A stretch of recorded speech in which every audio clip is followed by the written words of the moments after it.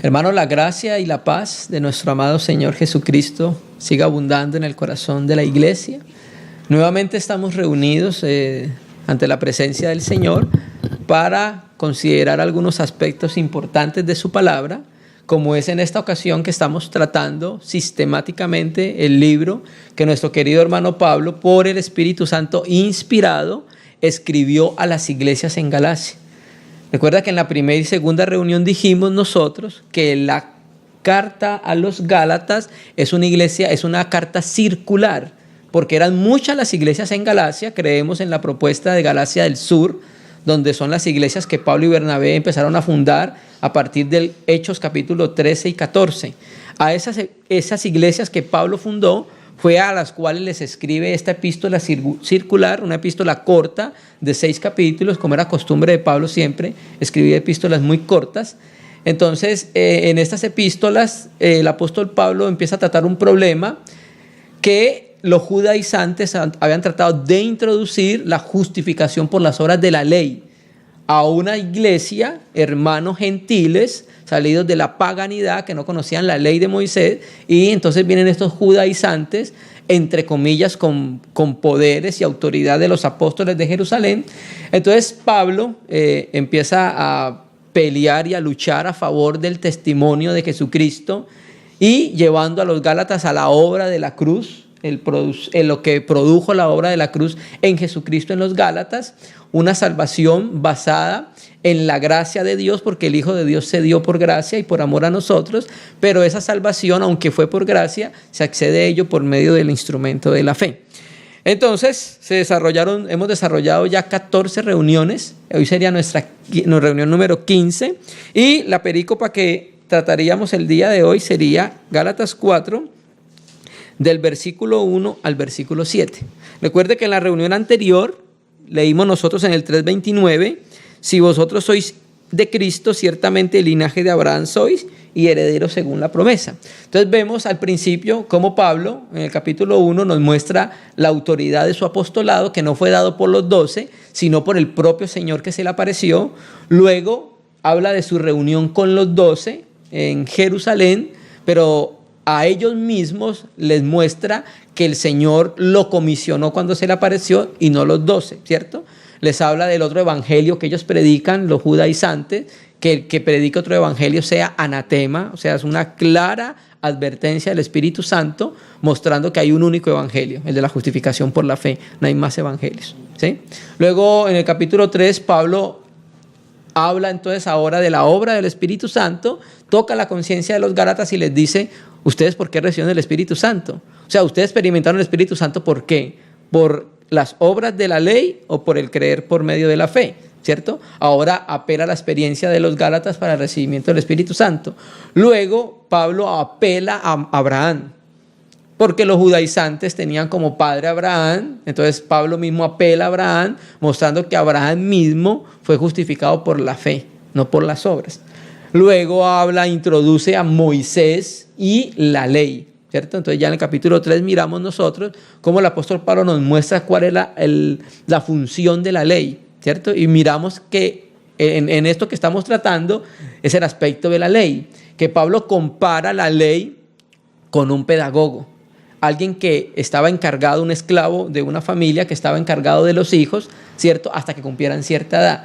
Y en ese mismo contexto, Pablo vuelve a utilizar una figura muy parecida para seguirnos hablando de la transitoriedad de la ley, que era algo temporal, y para hablarnos a nosotros de cómo fuimos filiados en Jesucristo. Habla de la ley como una esclavitud, pero habla de la libertad de los hijos de Dios en Cristo Jesús. Entonces vamos a leer el 4, versículo 1, ¿cierto? El 3:29 decía: si vosotros sois de Cristo, ciertamente el linaje de Abraham sois y herederos según la promesa. ¿Listo? Entonces, en esta perícopa que vamos a considerar, que es del versículo 1 al 7, al 11 más o menos, que tiene la idea, habla los aspectos de la filiación, ¿sí? Habla los aspectos de la filiación de nosotros como hijos de Dios, ¿sí? Y del versículo 21 al 31 nos va a hablar de otro aspecto, que es el pacto y de la alianza, donde Pablo va a utilizar una figura de dos personas muy importantes, de dos personas en el Antiguo Testamento muy importantes como son Sara e Isaac, pero también otras dos personas que es Agar y Ismael, ¿sí? Pero por ahora vamos a mirar este primer aspecto. 4:1. Pero también digo, entre tanto que el heredero es niño, en nada difiere del esclavo, aunque señor de todos. Entonces, Pablo conecta este verso con el anterior, ¿con lo cual palabra? Herederos, ¿sí? Ya nos mostró entonces en los versos anteriores que nosotros éramos hijos de Dios por medio de la fe en Jesucristo y que ahora también somos herederos de Dios. Entonces Pablo nos conecta el 3:29 con el 4:1 por medio de la palabra herederos. Ahora, esta palabra donde dice, pero también digo, William Henry se traduce así: lo que quiero decir es esto. O sea que esa palabra, esa expresión nos sirve como puente entre dos partes de una misma argumentación. O sea, Pablo no va a cambiar la argumentación, va a seguir con la misma argumentación en relación con la esclavitud de la ley. Pero ahora va a cambiar la imagen. Primero nos mostró un pedagogo que era un esclavo, ahora va a cambiar a otras dos imágenes, pero va a seguir hablando de lo mismo.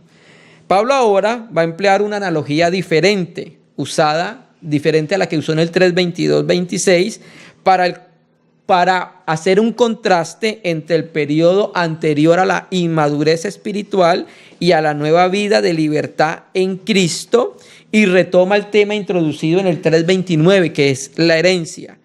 Ya se ha comparado la ley con un pedagogo, el ayo, miramos que esa es la palabra griega. Ahora su función es comparar la ley con tutores y cuidadores o curadores, que ya lo vamos a mirar, que son los encargados de cuidar al menor y sus propiedades. William Hendrickson dice así acerca de este aspecto. Samuel Pérez Millo dice que esta figura es tomada de la legislación griega, pero F.F. Bruce dice que es tomada de la legislación romana. Cuando un padre muere joven, el niño debe esperar para obtener su herencia hasta que sea mayor de edad. Aunque es heredero legal y como tal el amo de todo, no obstante está todavía en un estado que no difiere del esclavo en cuanto a tomar posesión de su herencia. El heredero, puesto bajo tutela de un pedagogo, generalmente un esclavo, como lo hemos considerado anteriormente, el heredero es señor de todo, inclusive del esclavo que está ejerciendo el ayo con él. Entonces aquí está mostrando primero que aunque está el hijo heredero, no hay diferencia con el esclavo porque los dos están en esclavitud. Tanto el hijo está siendo todavía, no tiene libertad porque necesita un pedagogo, y tanto el esclavo porque todavía no está en libertad, ¿sí? Aunque el heredero es señor de todo, tiene la herencia del padre, pero aún no puede disponer de las cosas. ¿Por qué? Porque es niño. Y esa niñez, Pablo la está comparando con el tiempo en que las personas estuvieron bajo la ley. ¿Listo? Verso 2. Sino que está el heredero bajo tutores y curadores hasta el tiempo señalado por el Padre. Entonces aquí vamos a mirar las palabras, dos palabras griegas que Pablo utiliza para cambiar la figura. Primero nos utilizó el paidagogos, ahora nos va a cambiar la figura, la analogía, pero la idea es la misma. Sino que bajo tutores está y administradores. Aquí las dos palabras griegas son epitropus y oikonomos. Oikonomos acá viene de oikonomía, ¿cierto? Entonces, estas dos personas, los epitropus y los oikonomos, se corresponden con el pedagogo del 3:24, que representan la ley. F.F. Bruce dice que de acuerdo con la legislación romana, el heredero está bajo el control de un tutor nombrado por el padre en su testamento hasta los 14 años de edad, que aquí supuestamente es la mayoría de edad. Desde los 14 hasta los 25 está supervisado por el curatos. Entonces ahí están las dos figuras, el epitropus y el oikonomos. El curador, el primero, que es el tutor, y luego es el curador. En general, los tutores son los que tienen cuidado del niño, los tutores, en este caso los epitropús. Y los oikónomos son los que están encargados de administrar los bienes del niño que tiene la heredad. Esta figura es la que está desarrollando el apóstol Pablo. Sino que está bajo tutores y curadores. ¿Hasta cuándo? Hasta el tiempo señalado por el padre. ¿Sí? Entonces, el hijo no es libre hasta la mayoría de edad y la fecha en la que él pudiera hacer uso de la heredad dependía de la voluntad del padre. El padre dejaba en su testamento y decía hasta qué edad él podía entonces disponer de las riquezas o la herencia del padre. ¿Listo? Entonces, esta es la figura que está utilizando el apóstol Pablo. Entonces, nos introduce esta palabra hasta el tiempo señalado por el padre. ¿Por qué? Porque lo va a utilizar como preámbulo para hablar del momento señalado por el padre del envío de su hijo a la tierra. ¿Sí? Primero hace esta introducción para colocarnos esa plataforma. Versículo 3. Así también nosotros. O sea, primero habló de ellos, del heredero con los esclavos, con los curadores y los tutores, y nos va a llevar a explicarnos para que nosotros nos introduzcamos en ese ejemplo. Así también nosotros, o sea, primeramente los Gálatas, ahora nosotros la iglesia. Cuando éramos niños, estábamos en esclavitud bajo los rudimentos del mundo. ¿Sí? Entonces, prosiguiendo en el desarrollo de la argumentación, Pablo escribe así también. ¿Listo? Así también nosotros cuando éramos niños. El contexto cuando habla de nosotros como niños está hablando primeramente del tiempo en que los judíos estaban en la ley. Esa es la inmadurez que habla aquí. ¿Listo? El hombre antes de creer estaba en una esfera de esclavitud como un niño pequeño. De la misma manera el creyente estaba esclavizado en su vida anterior a la conversión a Cristo. Así como un niño que es falto de madurez por su edad, debe ser gobernado por reglas y prescripciones. Así también antes de que nos llegase la luz del evangelio, nosotros estábamos esclavizados en los rudimentos del mundo. Aquí vamos a mirar esta palabra muy importante que son los rudimentos del mundo o los elementos del mundo, como dice Francisco Lacueva. La palabra griega para los elementos del mundo es la eistigía tu cosmú. Estigía es la palabra elementos, tú los, y mundo es cosmos, pero aquí aparece el cosmo, una palabra genitiva. Pérez Millo dice que estos elementos del mundo deben entenderse aquí dentro del contexto de la epístola y sobre todo el contexto inmediato. Por tanto, es equivalente a una existencia bajo la ley. Está utilizando entonces, va a utilizar los versos 4 y 5 y Gálatas 3:23 para mostrarnos que la persona antes de ser de Cristo estaba bajo la ley. Ahora está utilizando una figura, pero no dice bajo la ley, sino bajo los rudimentos del mundo, la estigía tu cosmo, ¿sí? Para hacer una analogía. Nosotros como gentiles que no estábamos bajo la esclavitud de la ley, sí estábamos bajo la esclavitud de los elementos del mundo. ¿Sí? El término estigía significa básicamente, miren lo que dice F.F. Bruce, los elementos situados uno junto al otro en una serie. Se dice de las letras del alfabeto A, B, C, y dado que el aprendizaje del ABC es la primera lección de una educación escrita, llega a significar rudimento, principios elementales. Pablo habla de la época durante la cual el pueblo de Dios vivió bajo la ley, como la época que usaron en la escuela aprendiendo ABC, que para ellos equivalía a las nociones rudimentarias del mundo. Y William Hendricks, en su comentario a Gálatas, dice que la estigia tu cosmu, los rudimentos del mundo, debe interpretarse como enseñanzas elementales sobre reglas y regulaciones por las cuales antes de la venida de Cristo la gente, tanto judío como gentiles, buscaba lograr, cada cual a su manera, la salvación por sus propios esfuerzos y en conformidad con los impulsos de su propia naturaleza carnal no regenerada. Entonces, en sí lo que está diciendo William Hendriksen acerca de los rudimentos del mundo es que los judíos en la ley, primero tratando de ser justificados por ella, luego añadiéndole mandamientos a la ley, lo que hizo fue esclavizar a los hombres debajo de esa ley.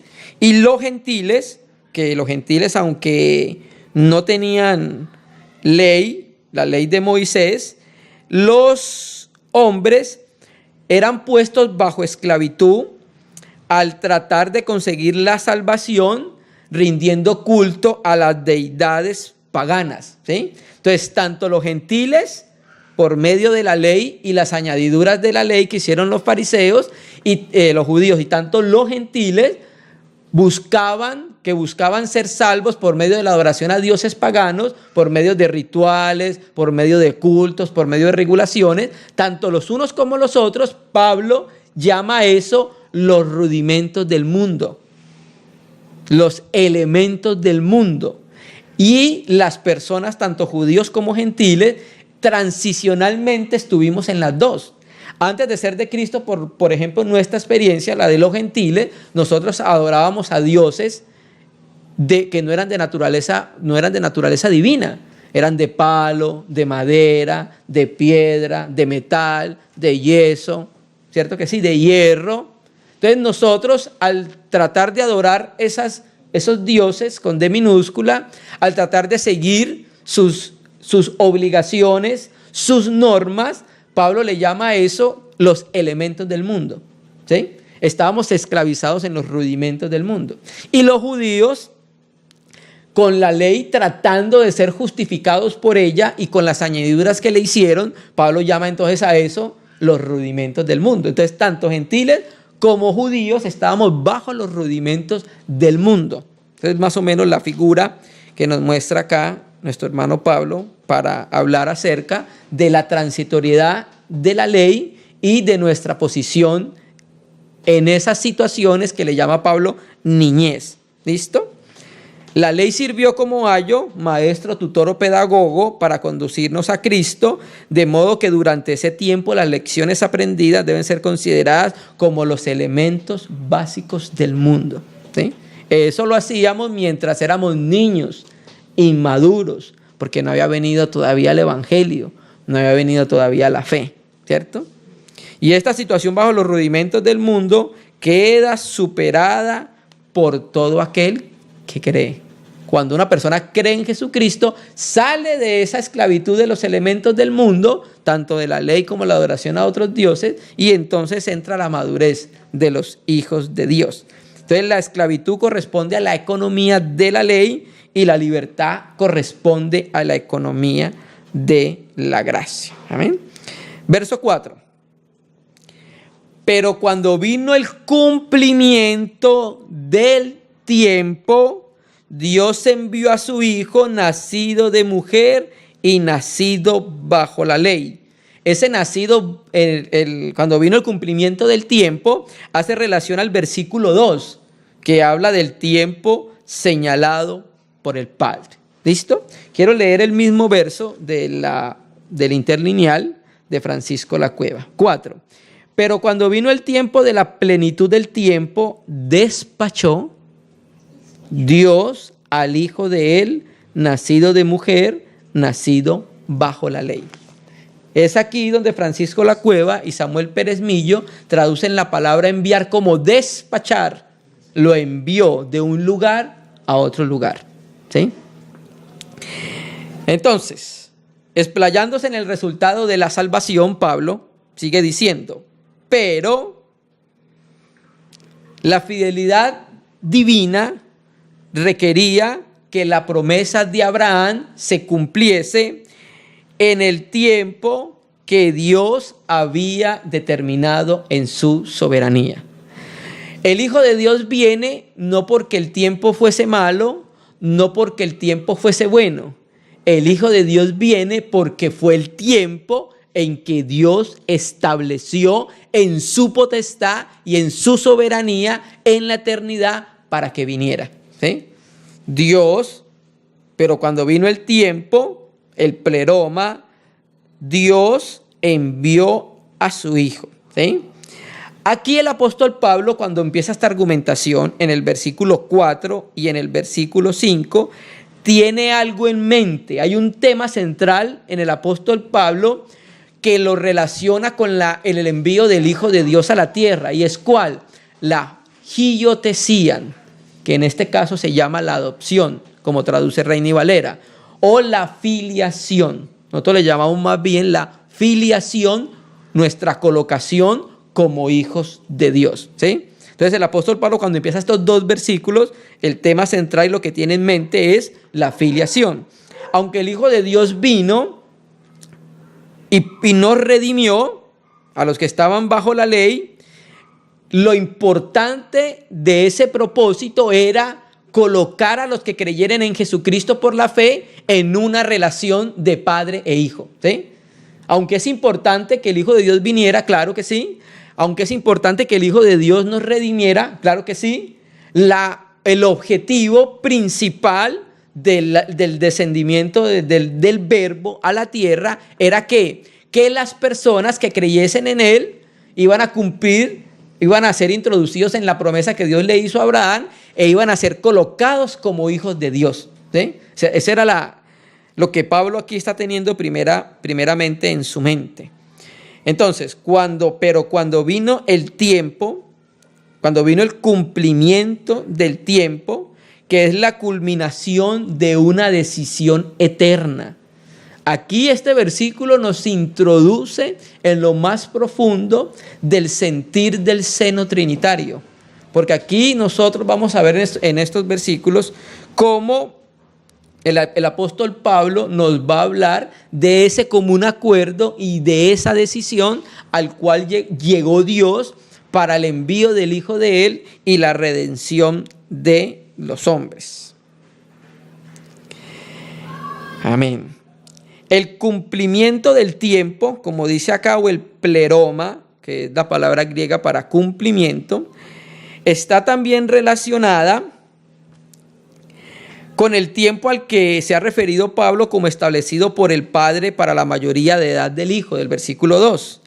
Aquí tiene que ver directamente con la figura de filiación. El cumplimiento del tiempo tiene que ver con el envío del Hijo y con la redención, y culmina con el versículo que sigue, la adopción de hijos. O sea que el propósito de la encarnación, de la venida del Hijo de Dios y de nuestra redención era colocarnos en una posición que no estábamos antes. ¿Cuál? Hijos de Dios. Que ya Pablo en los versos anteriores nos lo ha introducido. Entonces la voluntad divina tiene un propósito, que ese propósito lo concibe Dios en la eternidad y se lleva a cabo en el tiempo histórico de los hombres.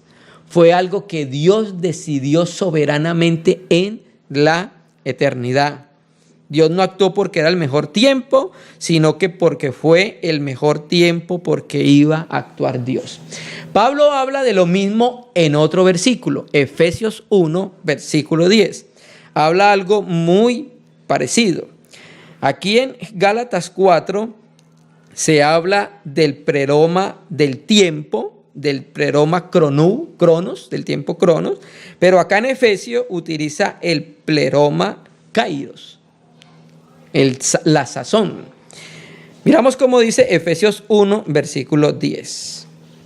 De reunir todas las cosas en Cristo en la dispensación del cumplimiento de los tiempos. Mire que está hablando casi de la misma manera que habló en el libro de Gálatas, el cumplimiento del tiempo. Quiero leer la versión Bover Cantera, dice así: en orden a su realización en la plenitud de los tiempos. Aquí traduce de la misma manera que traduce Reina y Valera. Entonces, el momento en que Dios iba a enviar a su Hijo a la tierra El apóstol Pablo le llama a eso la plenitud del tiempo, el cumplimiento del tiempo, ¿sí?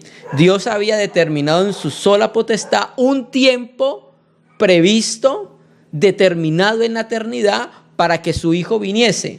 Y Dios estableció que ese tiempo fuera bajo la ley.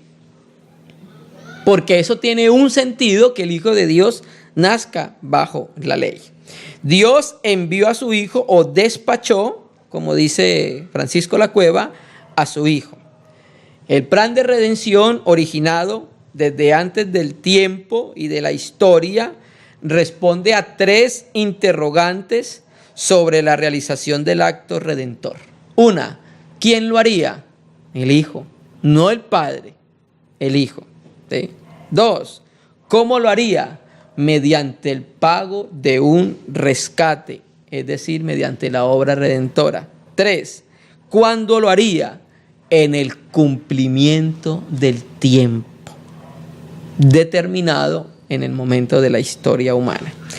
Cuando dice el texto nacido de mujer, aquí entonces vemos que Pablo está diciendo lo mismo que dice el apóstol Juan, y el verbo se hizo carne. Naturalmente que no podemos obviar que también está relacionado con su nacimiento virginal de María, ¿sí? Cuando María concibe era virgen, para darle un cumplimiento a lo que le dijo el ángel, que Dios lo había enviado. Y nace de mujer porque el tiempo del verbo es antes de nacer de mujer. O sea, él existía antes de mujer, pero nace de mujer. Dios lo envía, viene de la eternidad y nace de mujer. El verbo que toma carne, se hace hombre en el vientre de María. Y cuando dice nacido bajo la ley,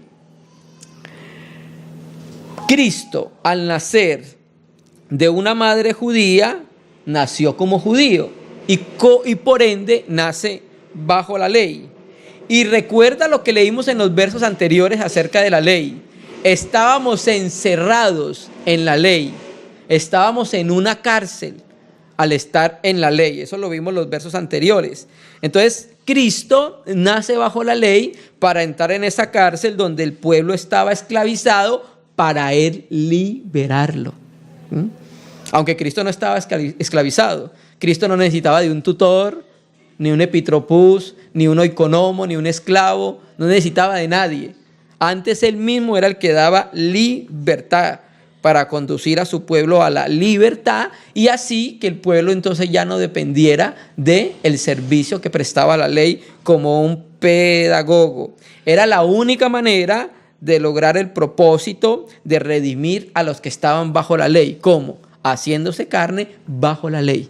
¿Sí? Es muy importante el tiempo en que Cristo se hizo hombre. Ahora entendemos por qué Cristo no se hizo hombre antes de la ley, sino en el tiempo propio de la ley. Era para sacar de esclavitud a los que estaban en la ley. Y a nosotros que estábamos en los estigías del cosmos, del mundo, en los principios básicos del elemento del mundo.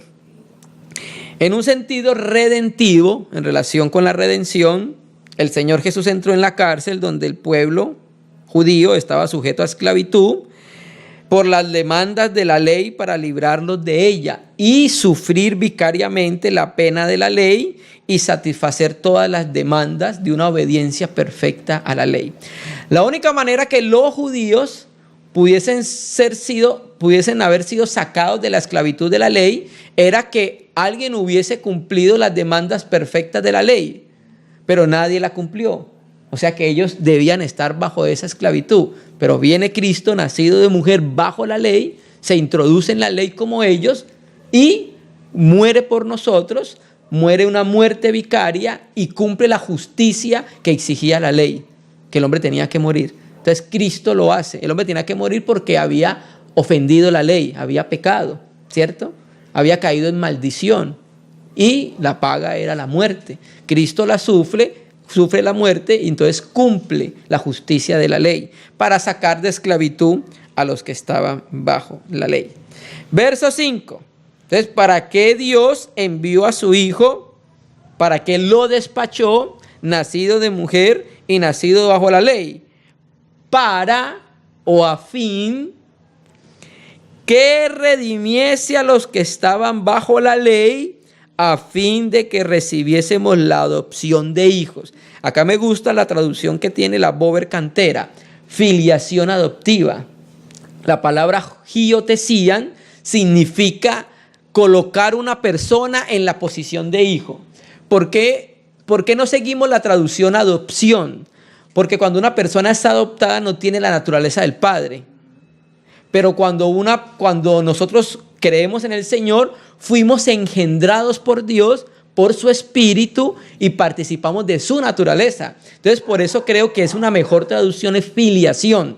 Nos filiaron, nos fuimos filiados y colocados en una posición de hijos, ¿cierto? Entonces, el Hijo Dios, en el cumplimiento del tiempo, en el tiempo exacto, en el tiempo que Él determinó en la eternidad, envía a su Hijo, lo despacha, y el Hijo nace de mujer y nace bajo la ley. Tiene un propósito hacer eso. ¿Qué? A fin de que redimiese a los que estaban bajo la ley, a fin de que recibiésemos la filiación. La Nácar Colunga también traduce adopción filial de hijos. ¿Listo? Entonces, luego de la encarnación, en la ejecución del plan eterno establecido por Dios, sigue ¿qué? La redención. Después de la encarnación, de nacer de mujer, el Verbo se hizo carne, viene entonces la redención. ¿Para qué? El texto lo ha dicho. Redimir a los que estaban bajo la ley. A fin de que redimiese a los que estaban bajo la ley. Esto es lo mismo que Pablo nos dijo ya en Gálatas 3:13. Él fue colgado en un madero para redimir a los que estaban bajo la ley. El mismo verbo redimir. Entonces estaban los judíos y todos los hombres sujetos y confinados y esclavizados en la ley. Estar redimido de la existencia bajo la ley equivale a estar redimido de la maldición bajo la ley. La forma verbal donde dice redimido es la palabra griega exagoraxe, que significa redimir. Enfatiza el hecho de pagar y sacar del lugar de donde estaba. El rescate es la redención. La compra tenía que ver con quienes estaban sujetos a esclavitud a causa de estar bajo la ley, que los sujetaba a maldición a causa del quebrantamiento de lo que Dios había establecido. Esta redención tuvo lugar cuando Cristo gustó la muerte en sustitución por nosotros, sobre quienes habían recibido la sentencia de maldición. ¿Cuál era? Maldito el que no permaneciera en todas las cosas escritas de la ley. ¿Sí? Entonces había una maldición para aquel que no cumpliese la ley. Entonces viene nuestro amado Señor Jesucristo, gusta la muerte en sustitución de quienes habían recibido la sentencia de maldición. Vamos a mirar que el apóstol Pablo habla lo mismo en el libro de los Romanos. Romanos es un libro muy paralelo del libro de Gálatas. Romanos 8, versículo 3. Mire que lo va a hablar de otra manera. Casi lo mismo, pero de otra manera. Romanos 8:3.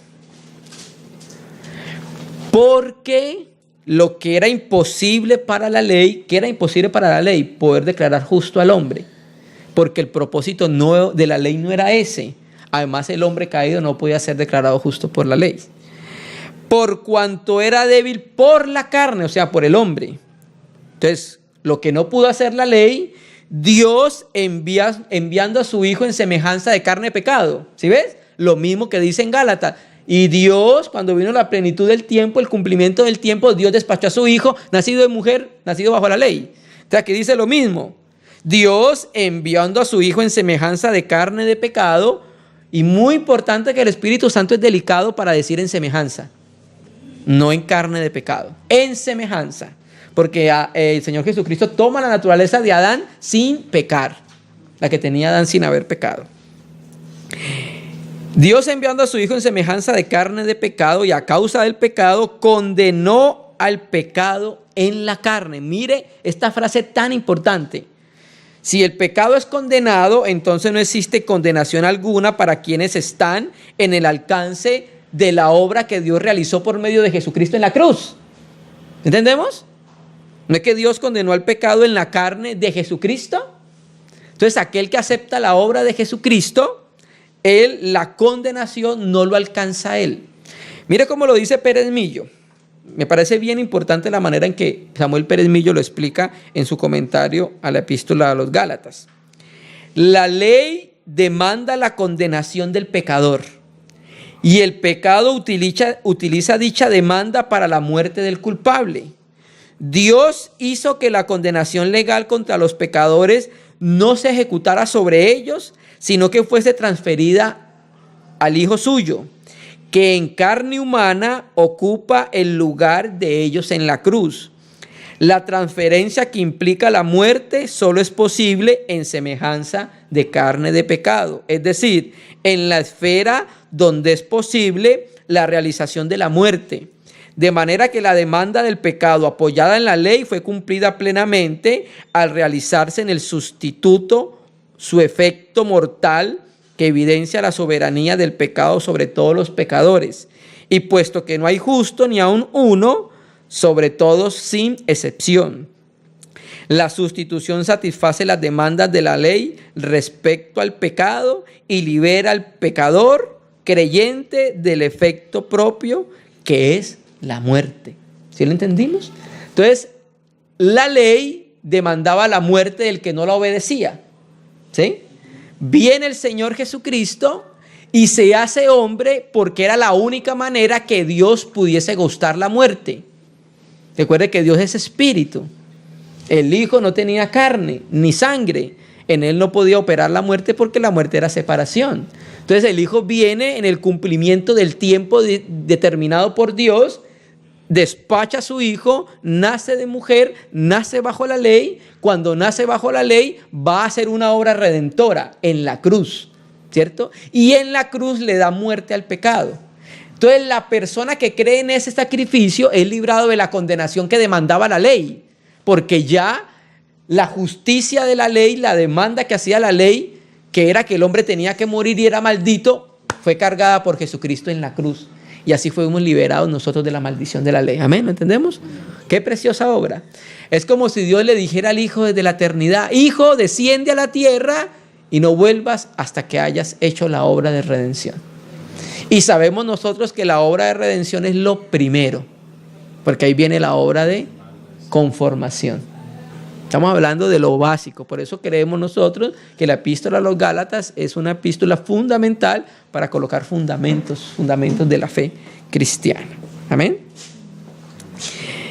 Y entonces sigue diciendo el texto: para que redimiese a los que estaban bajo la ley a fin, o sea, ¿cuál era el propósito entonces de que el Hijo de Dios redimiese a los que estaban bajo la ley?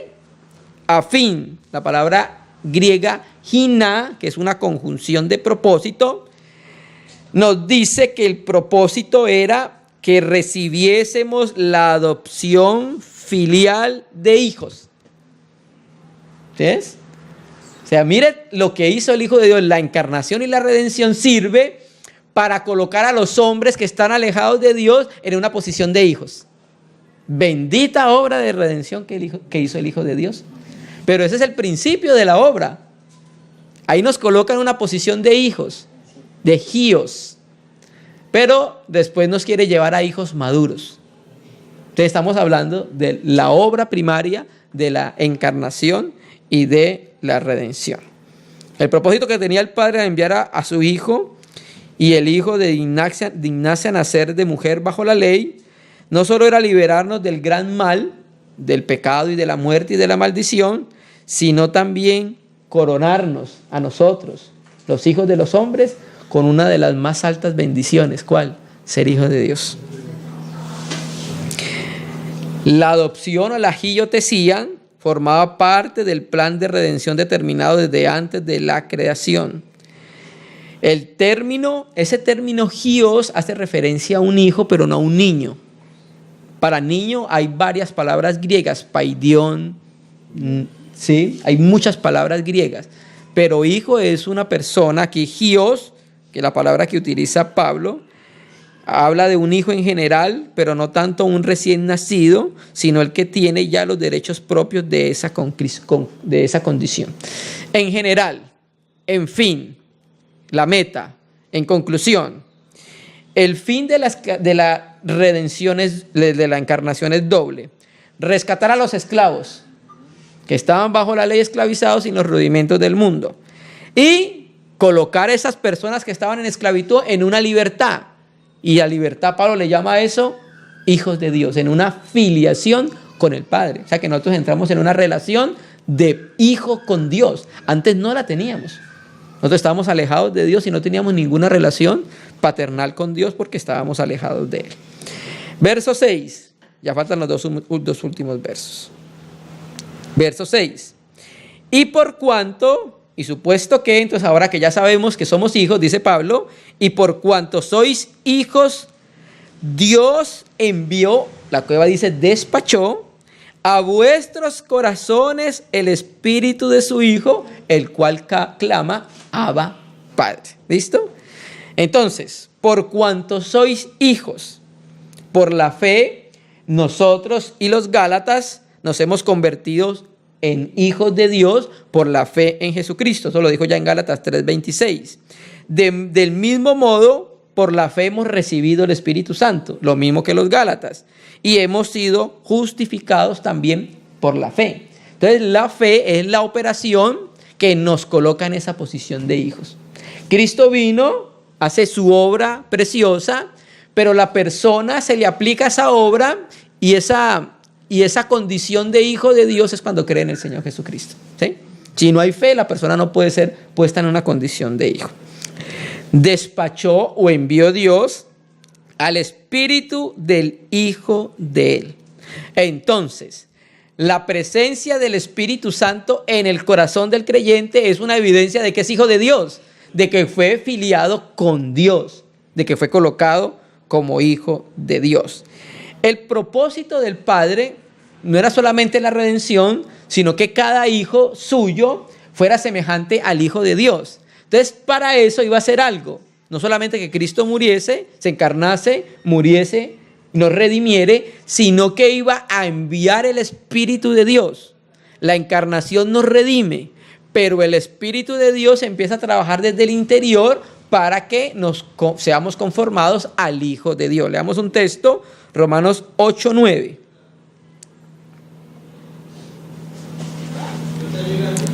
Romanos 8, versículo 9. Mas vosotros no vivís según la carne, sino según el Espíritu, si es que el Espíritu de Dios mora en vosotros. Si alguno no tiene el Espíritu de Cristo, no es de él. Entonces, aquel que tiene el Espíritu de Cristo morando en su corazón es de Dios. Y es desde el Espíritu que Dios envió, el Espíritu de su Hijo, a nuestros corazones para empezar a configurarnos, para empezar a transformarnos a la imagen del Hijo de Dios. Dios quiere reproducir la vida del Hijo, de su Hijo mayor, en nosotros los hijos de Dios. Y esa reproducción va a empezar a producirse desde la vida interior, desde el Espíritu Santo. ¿Sí? En el verso 29, ustedes leerán en Romanos 8, en el mismo que leímos, porque los que antes conoció también predestinó para que fuesen hechos conforme a la imagen de su Hijo. Y eso lo va a hacer desde el que tiene el Espíritu de Cristo morando en él. Entonces, la necesidad del Espíritu Santo es reproducir al Hijo en el creyente. Aunque ahí dice el texto, Dios envió el Espíritu de su Hijo. Entonces, mediante el envío de Dios del Hijo de Dios a la tierra, por medio de la fe somos colocados en una condición de hijo, pero el carácter y la forma propia del Hijo de Dios son posibles solo por la acción del Espíritu Santo en nuestros corazones. Aquí en este pasaje se puede apreciar muy claramente el contexto del seno trinitario. Dios enviando al Hijo a la tierra y el Espíritu viniendo a nuestros corazones. Aunque ahí dice el Espíritu de su Hijo, vamos a mirar que el Hijo también envía el Espíritu. El Padre envía el Espíritu del Hijo y el Hijo también envía su Espíritu. Juan 15, versículo 26. Vemos en este pasaje el Padre enviando, el Hijo como enviado y el Espíritu Santo enviado de parte del Padre y de parte del Hijo. Juan 15, 26. ¿Lo tenemos? Que está hablando del Paracletos. Pero cuando venga el Consolador, el Paracleto, a quien yo os enviaré del Padre. ¿Quién está hablando acá? El Hijo de Dios. Entonces aquí el Hijo de Dios nos está diciendo que Él va a enviar al Paracleto, al Espíritu. Pero en Gálatas 4 o 5 estamos leyendo que Dios envió el Espíritu de su Hijo. Entonces el Espíritu Santo es procedente y es enviado del Padre y del Hijo. Entonces aquí vemos nosotros el actuar del seno trinitario en el envío del Espíritu y del Hijo. El Padre envía, el Hijo es el enviado y el Espíritu viene del Padre y del Hijo. Pero cuando venga el Consolador, a quien yo os enviaré del Padre, el Espíritu de verdad, el cual procede del Padre, Él dará testimonio acerca de mí. Entonces Dios envió a su Hijo, versículo 4, y en el que acabamos de leer, Dios envió al Espíritu de su Hijo. ¿Sí? Entonces aquí estamos viendo el actuar de las tres personas en el seno de la deidad. ¿A dónde lo envió? A los corazones de nosotros, dice el versículo 6. Por cuanto sois hijos, Dios envió a vuestros corazones el Espíritu de su Hijo. ¿Sí? Entonces, cada uno de los creyentes ahora se vuelve templo del Espíritu Santo. Cada uno de los creyentes ahora se vuelve morada de Dios, porque el Padre y el Hijo envían el Espíritu Santo a morar en el creyente, y el cristiano entonces se convierte en morada de Dios, en el santuario de Dios. Vamos a leer un verso ahí mismo en Romanos que nos lo vuelve a aclarar. Aunque el sujeto en Romanos 5:5 es el amor, pero vamos a utilizarlo para mostrar lo mismo que dijo Pablo en Gálatas. Romanos 5, versículo 5.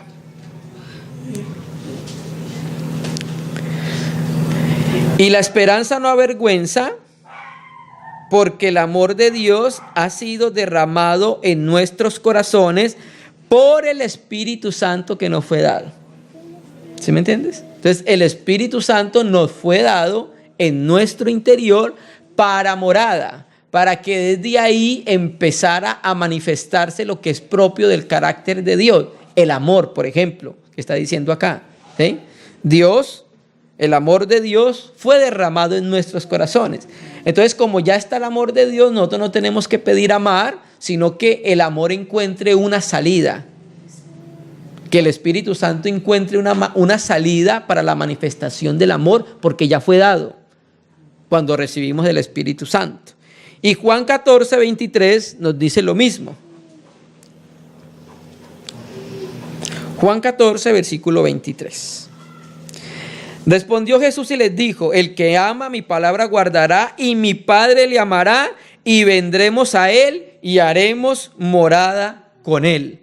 ¿Quiénes? El Padre y el Hijo. ¿Cómo van a venir? Por el Espíritu Santo. Ahí vemos el actuar de las tres personas divinas en el corazón del creyente, involucrados en la obra de redención, de encarnación, de conformación a la imagen de Dios. Sigue diciendo que Dios ha enviado el Espíritu Hijo a nuestros corazones, el cual clama: Abba, Padre. ¿Qué hace el apóstol Pablo con este versículo? De pronto los gálatas no conocían el idioma arameo, porque ellos hablaban griego. Y la palabra Abba es la palabra aramea para padre, pero es una palabra que se usa en el seno familiar cariñosamente. Papito, padre, con cariño. Entonces, ahora nosotros, Pablo nos sigue reforzando nuestra posición como hijos. Esa palabra la utilizó el Señor Jesucristo en Marcos 14:36, al referirse al Padre. Le dijo Abba. Como nosotros tenemos el mismo Espíritu que está en el Hijo, ahora también nosotros podemos clamar de la misma manera que clama Jesús: Abba, Padre. Entonces, seguramente los griegos no entendían, entonces Pablo dice que clama Abba, el Padre, para que ellos entendieran a qué se estaba refiriendo. Entonces nosotros entramos en esa relación afectiva y familiar con nuestro Padre. Ahora, antes estábamos alejados, no teníamos Padre, éramos esclavos del pecado y de nuestros propios deseos, pero ahora fuimos colocados en una condición de hijo porque fuimos engendrados, y ahora podemos alzar los ojos al cielo y reconocer a nuestro Padre y decirle: Abba, Eso mismo dice Pablo en Romanos 8:15. Pues vamos a Romanos 8:15. Romanos 8:15. Pues no habéis recibido el espíritu de esclavitud para estar otra vez en temor, sino que habéis recibido el espíritu de adopción o filiación, por el cual clamamos ¿qué? Abba Padre. ¿Se me entiende? Entonces Dios nos engendró, nos colocó en una posición de hijos por medio de la fe, y ahora con los romanos y los gálatas nosotros decimos ¿qué? Abba Padre. Pablo ve en este nuevo nacimiento, en esta nueva condición que ahora tienen los gentiles, un cumplimiento de la profecía, de una profecía que dio Moisés en el libro de Levíticos. La vemos en 2 de Corintios capítulo 6 versículo 18. Vamos a leerla. 2 de Corintios 6 versículo 18 y luego leemos el versículo 7 para culminar. 2 de Corintios 6, 18. Mire lo que dice el apóstol Pablo a los gentiles: y seré para vosotros por padre, y vosotros me seréis hijos e hijas, dice el Señor Todopoderoso, el Kyrios Pantocrátor. ¿Se me entiende? Entonces, cuando un creyente entrara en una relación de hijo, se iban a cumplir muchas de las profecías que fueron hechas en el Antiguo Testamento, porque los gentiles siempre estuvimos en el plan de Dios. Judíos y gentiles, ¿sí? Todos íbamos a tener acceso al Padre de la misma manera, fe, por medio de la fe. Eso lo explicó ya claramente el apóstol Pablo. Terminemos, verso 7, Gálatas 4, 7.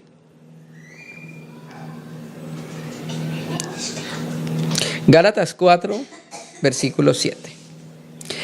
Así que ya no eres esclavo, aleluya, ya no estamos, los judíos no están bajo la esclavitud de la ley.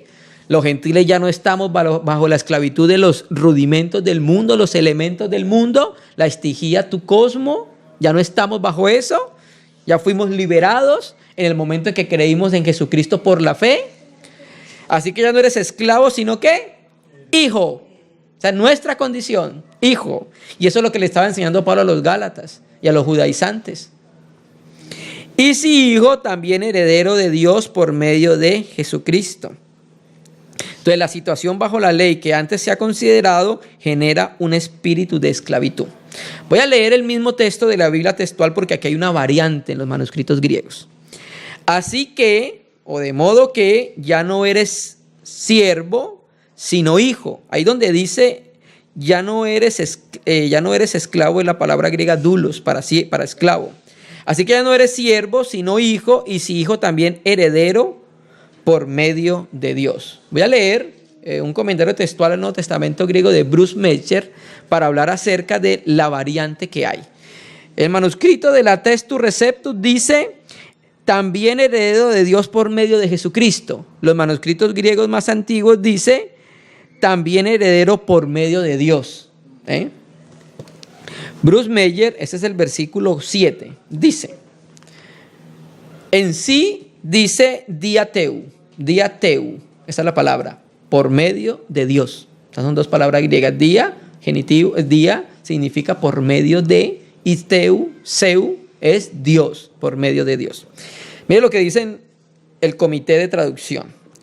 Entre las variantes de este pasaje, la expresión klerómonos dia seu, que por inesperada suena un tanto extraña, pero que está bien respaldada por testigos antiguos y diversos como Papiro 46, Sinaítico, Vaticano, Alejandrino y otros más. Parece ser que la explicación mejor el origen de las otras lecturas.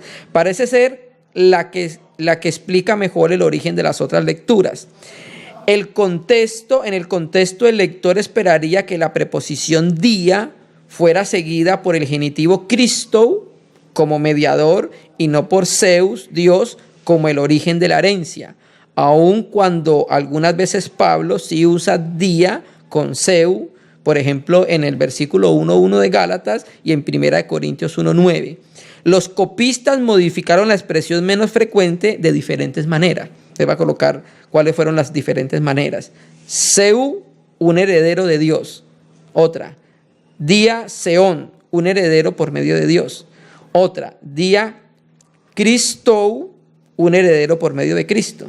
Otra, día Jesu Cristo, un heredero por medio de Jesucristo. Seu día Cristou, un heredero de Dios por medio de Cristo. Seu día Jesu Cristo, un heredero de Dios por medio de Jesucristo. Otra, día Seu en Cristo Jesús, un heredero por medio de Dios en Cristo Jesús. Y la última, Menseus de Cristo, un heredero de Dios y coheredero con Cristo. Es evidente que Romanos 8:7 ha influido en la lectura variante. Entonces leamos Romanos 8:7, que esta sí trae esa terminación que tiene Gálatas. Romanos 8, versículo 7.